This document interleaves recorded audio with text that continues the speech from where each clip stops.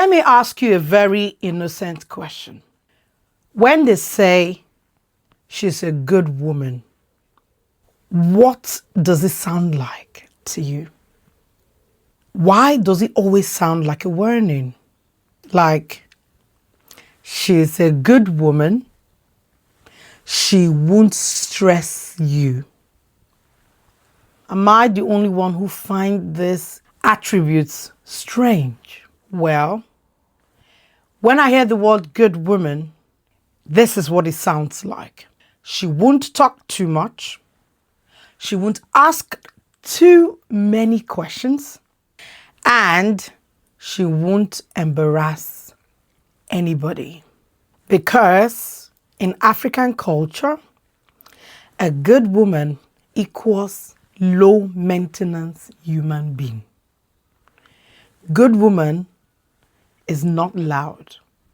A good woman does not complain. A good woman does not ask why. She can never ask questions.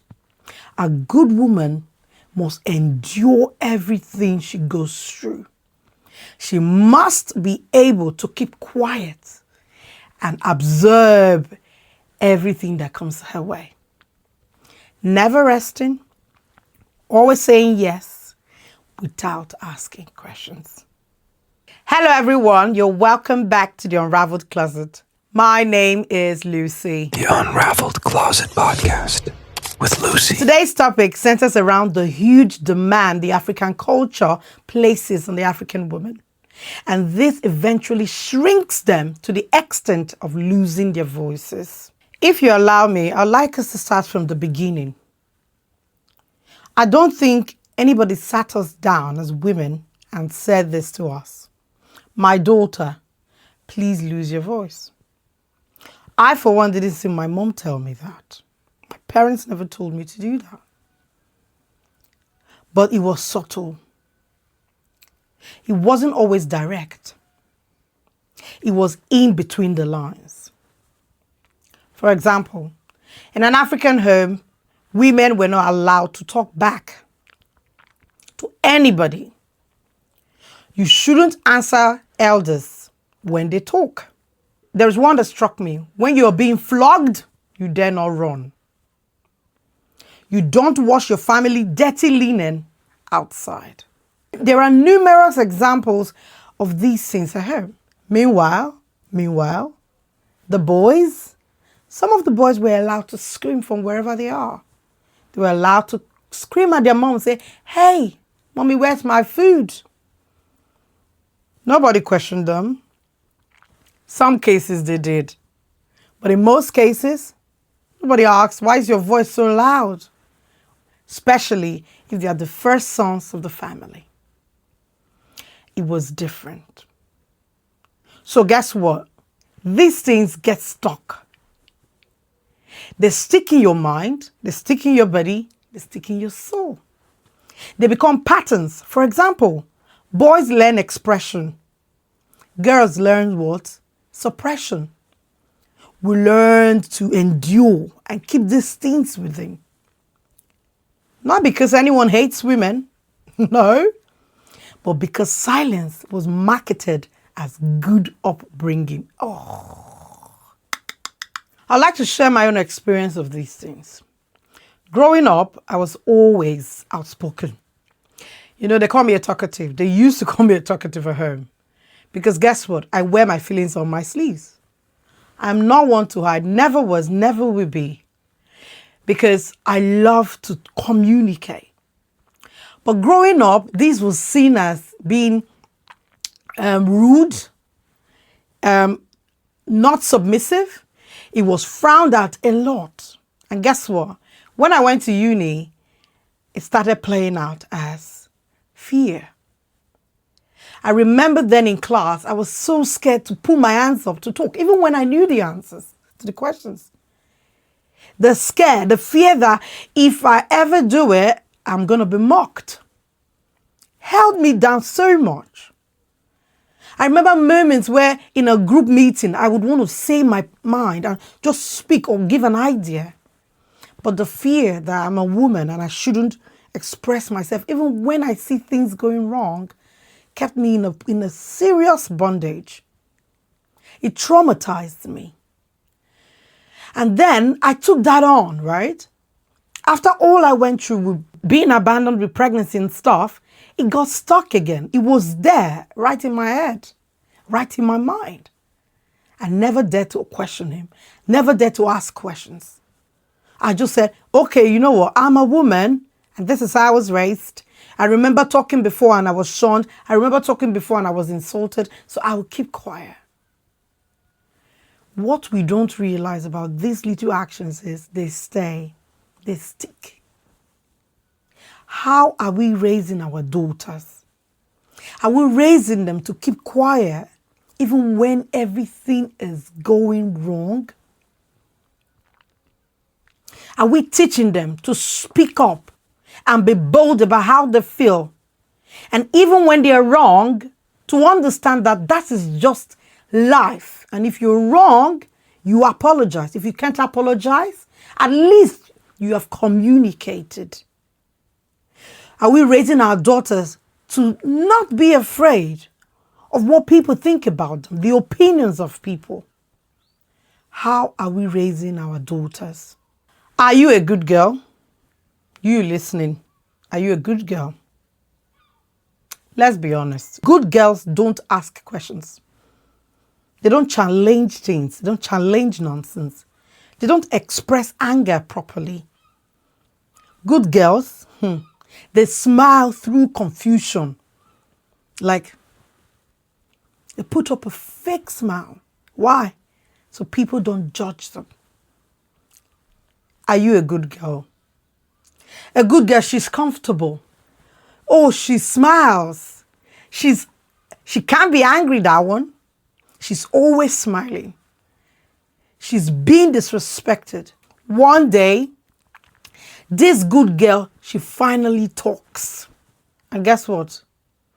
Everybody comes at her. She has changed. Don't worry. Marriage will humble her. Her husband will treat her like that. This one is becoming like a man. Oh, she has lost her femininity. This one will beat a man. There's something they used to say. For those of you who don't understand Pidgin, I will translate this. But they say, this one go beat your husband. Oh, it means this one will beat her husband and be rude to her husband. Like, sorry. Is voice now testosterone? Is our voice now, our voice lacks so much power as women that we can't, nobody even takes us serious when we speak? Where did we get it wrong? Where? In case you don't know, I'm from Nigeria. In Nigeria, silence is called respect, patience, and maturity, especially for women. Once she's quiet, this one is very respectful, she's patient, she's matured. But when you express yourself, you're immature, you're so emotional, you will cause commotion in your husband's house. Everything is attributed to marriage. You're not marriageable when you speak. You're subjected to harassment, injustice, disrespect. And when you're going through something in Nigeria, the first advice is never for you to speak up or talk. Never. If you think I'm lying, check the comment sections. Check these places and see the advice. Nobody ever comes out to say, speak up. Only a few people, only very few, especially when it's around African women and marriages. All they scream at you is manage, calm down, don't spoil your future. Think of your family name. Family name? How am I responsible for my family name? So guess what? Silence becomes good manners. It hurts me so much. And speaking is seen as troublemaking. And this is not because the woman is wrong. No. I can understand if somebody is disrespectful just like that, or they're rude, I can get it. But most times, the woman is not wrong. But because noise or speaking up is inconvenient, even in mainstream media, let's be honest, introverts are, I will use introverts, why? Because introverts are not generally women or men, but introverts are seen as people who are wise. And extroverts are different because why? They're just more happier than normal. I am an extrovert. Being an extrovert and a woman from Africa is just too much for some people. You talk, it's a problem. You're happy, it's a problem. Why should I swallow things when I feel like it's injustice? Why do I say yes when I meant to say no? Why should I carry people's burdens on my shoulder? And please don't come to me with, this is selfish mindset, this is stoicism. No, we're not there yet, okay? This is just being able to express yourself, communicate properly, regardless of your sex. Men can talk. If a man is an extrovert, oh, he's a fine boy, he's a good boy, he's just a happy boy. If it's a woman, she's going to ruin her home, her family, her responsibility, her children will be embarrassed. And the list is endless. This is not fair to us as African women. It is not fair. I saw a video recently, and I think I did a stitch with it, where a congregation of women, African women, are educating people about what they're going to do if they find their daughters abused by their husband. Just a topic, right? This is not an insult to anybody, but the reply was as shocking as anything. Shocking as anything. The whole idea that a woman, the way a woman dresses is the reason she's abused, is another way that you can tell that there's a problem. A man refuses to keep his eye in his pockets and insults a woman who is, whether she's wearing bikini, that's your concern. That you have no self-control. And then guess what? The society frames it as indecent dressing. It's the height of gross slave trade. Should I shock you? Let me not shock you. A lot of people are in the UK now. In the summer, how many of them are abused? They walk around naked because of the weather. I even wear bikini to the beach. So how many of them are being abused? How many of them have been abused? That women or some mothers are the one championing this is just this, is the highest form of abandonment from our culture. How's my dressing your problem? They say cleavage. I understand indecent dressing. Please don't come for me, and I'm not here for you to preach to me. But what I'm saying is, instead of you to address the abuse, we start pointing fingers to other people. Now so their family they do. That's who they are. Now so they go. They know they marry for their family. Should I continue on this topic? Woman never married by 25. A woman is not married at 25. It's a problem. Marriage becomes a goal. She must not talk in the home. She's afraid she will not be able to speak where it comes to decision-making processes. Why? She never married. She doesn't have experience. I'm very, very privileged for some of the things my parents never did. Like pressure you into marriage, pressure you into a certain standard. They know I will not go even, my parents know I will not agree. Because guess what? I rogue. Rogue in the sense that I don't allow you pressure or put things on me. I respect my parents. I love them. I love my family. I love my home. I love my family. I love Nigeria. It's my country. But the things they do and the things other African countries does, it's barbaric. How does a dressing make a man abuse you? And guess what? In that reply from that video, the woman said, I will take my child away because I think my child is the one causing the problem. Then I will pray because I think something is obsessing my husband. Even God, if God is in heaven listening, God will be like, hey, my head. Oh. Like, how do you educate other women? Other women, but how many women sitting there listening to that thing? It's like, what is going on in this world, I beg? Somebody abuses a child and the only thing you can think of is to remove the child. That means they're not even thinking of the problem. Is abuse something you would just sit down and even think about? Is abuse even normal? They're saying I will pray because the Holy Spirit. Is that what we're supposed to be doing? I'm not saying prayer is wrong. I pray. I'm a Christian. I believe in God. I love God. But dude, somebody abuses a child, you first of all lock him in prison first. Yes, you arrest him. You arrest the person first. Then you should rush your daughter to the hospital. Get care for her. You're saying you pray, you take her away. Take her away where? She a commodity or a bag. The things we do. The things we really do. It's high time we start thinking. It's high time we start addressing all these things. It's high time we start saying important things and all this in the same dressing. You should address bra. If you cannot close your eyes as a man, you have a problem.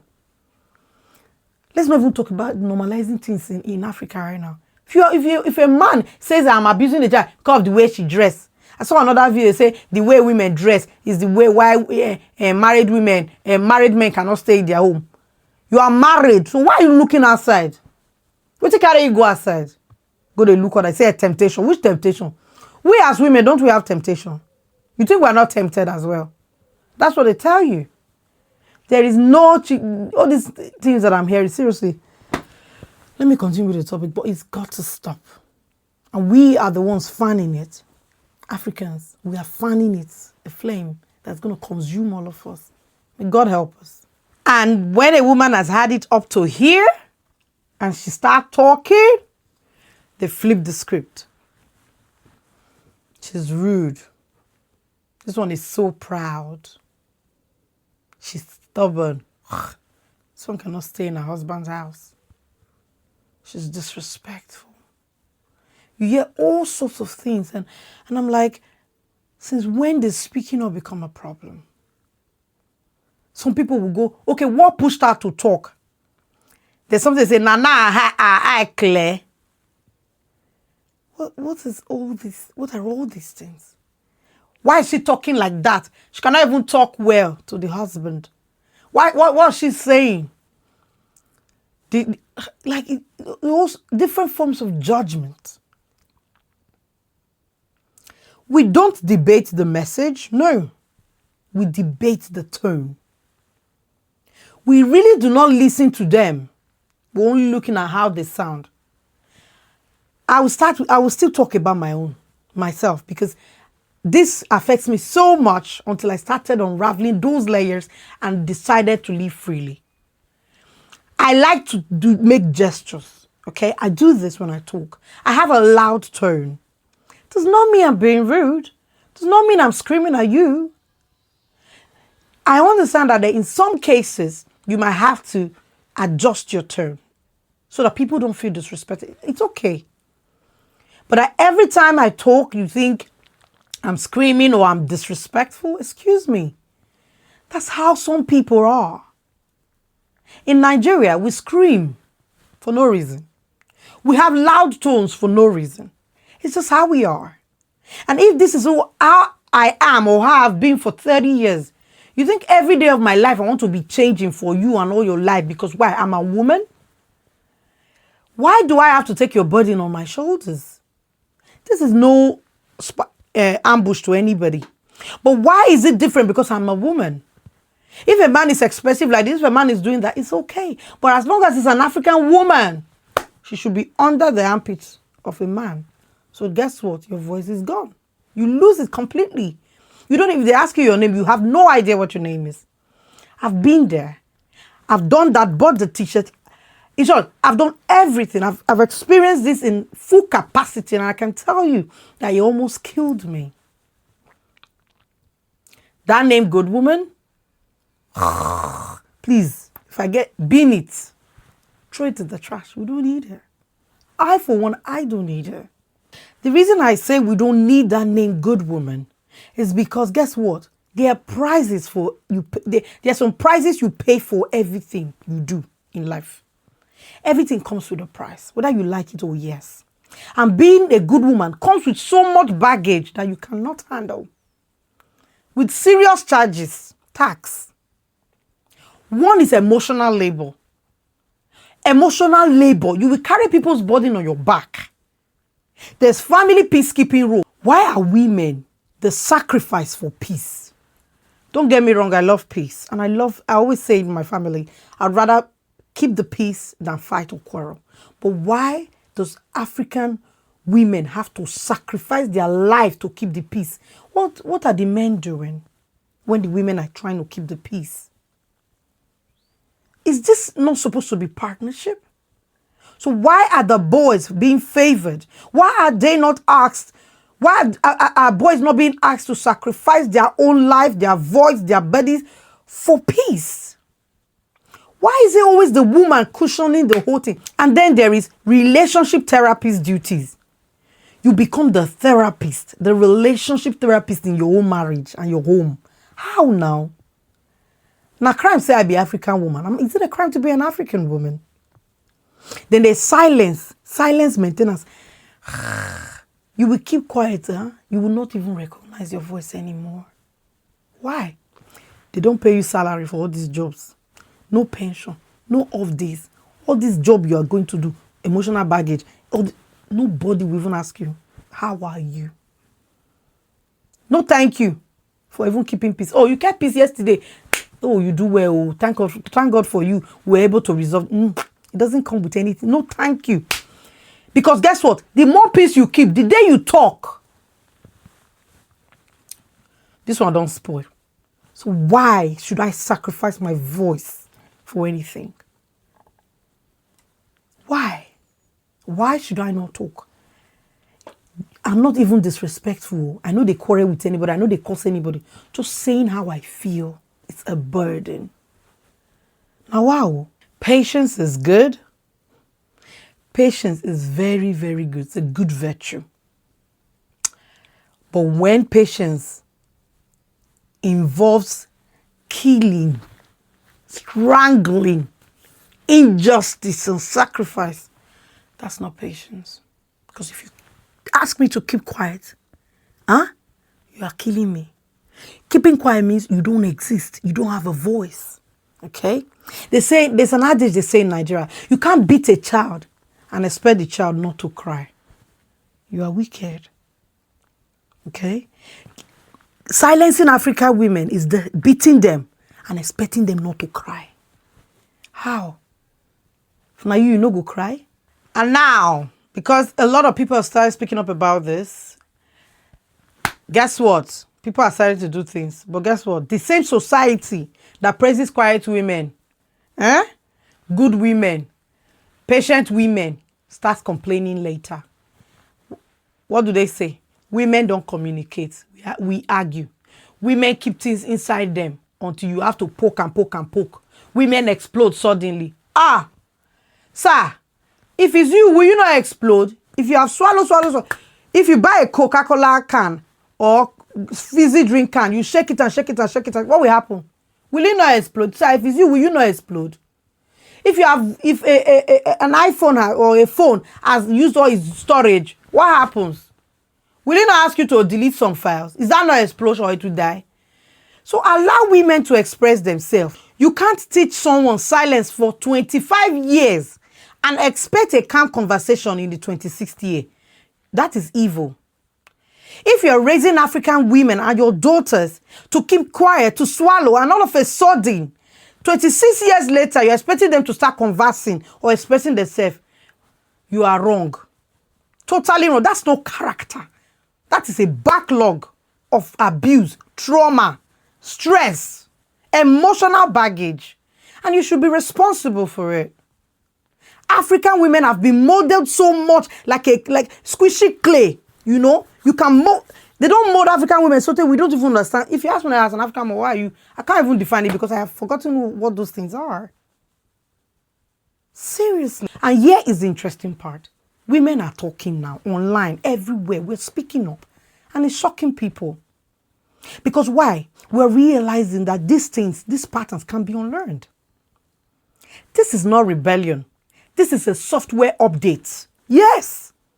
All these phones, Android, Apple, what do? Every year they upgrade their versions. You think they don't know what they're doing? You have the right, as African women, you have the right to update your version.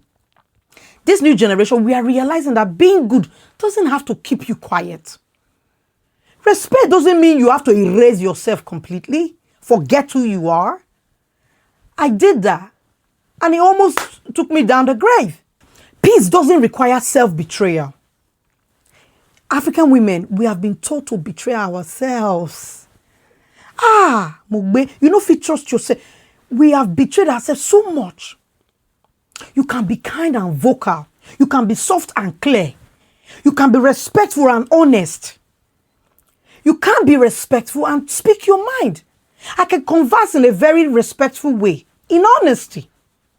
I can say, excuse me, the way you spoke to me, I found it disrespectful. I'm sorry, but please don't speak like that to me again.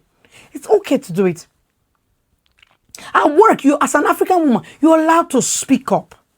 If somebody is making stupid advances to you and you feel disrespected, forget. Sorry, sir, please do not do that to me again. So no, being a good woman shouldn't cost you your voice. I'm begging you, it shouldn't cost you your voice. Good women don't have to whisper to be worthy. It is in us already. We are worthy.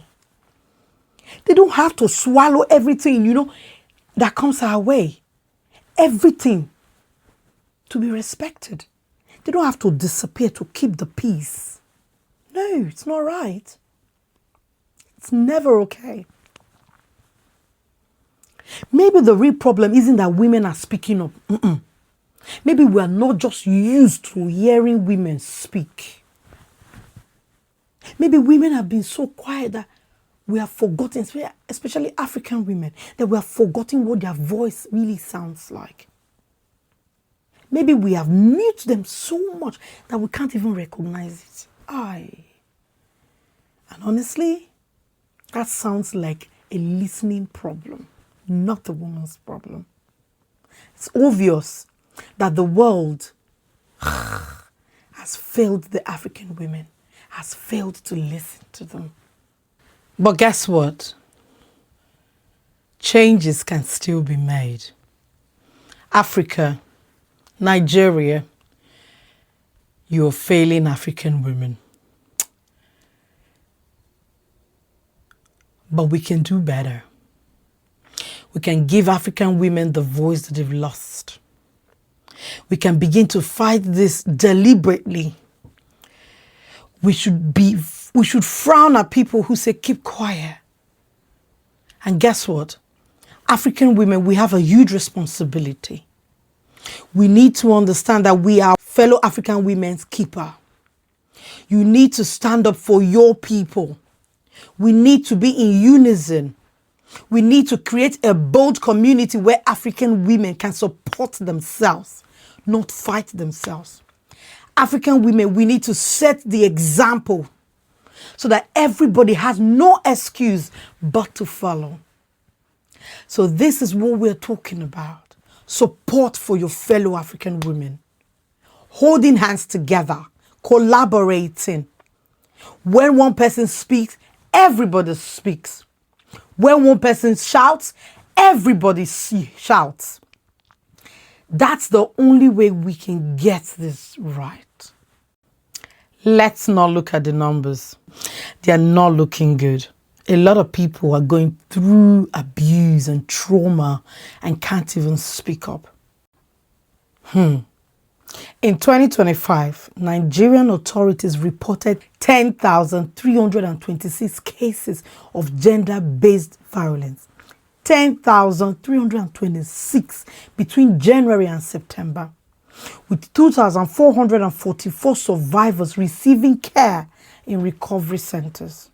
In this same year, Ogun State alone recorded 502 cases: sexual assault, domestic abuse, child molestation, intimate partner violence, digital harassment, etc., with only 2 convictions and 28 cases pending. Should I continue? Earlier reporting found that over 30,000 cases were recorded in Nigeria from 2022 to 2024, indicating a sustained high burden of violence against women and girls. Who we offend? Let's not even talk about representation of women in politics. Nigeria has one of the lowest rates of women's representation in parliament globally. only a few women sit in the National Assembly. Women make up a very, very small percentage of the elected legislature overall. The situation is so stark that during, this Natasha's case, she was one of only 4 women in a 109-seat Nigerian Senate. And you say it's normal? Look at all that houses. Look at the UK's government. Just look how women are in power and doing so much more. But women are shrunk, especially in Nigeria, their voice taken out. Why? They can't speak. Is this normal? Have our country or Africa not failed the women? Are we only meant to go to the farm and fetch water and cook 16 pots of rice for 28 people?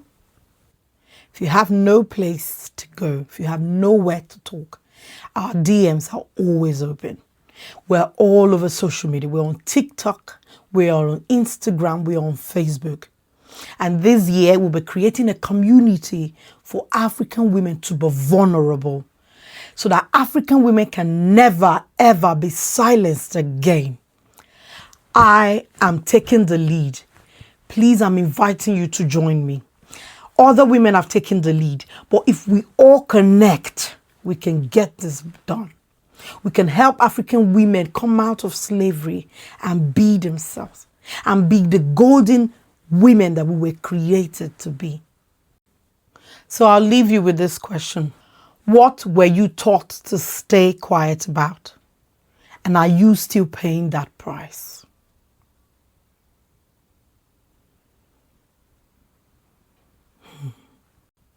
Thank you so much, guys, for listening and watching wherever you are, whether on Spotify, Instagram, or Facebook. It's been so lovely talking about this topic, and I feel it's very important. Dear African women, your voice is your personality. Your voice is valued. It's important.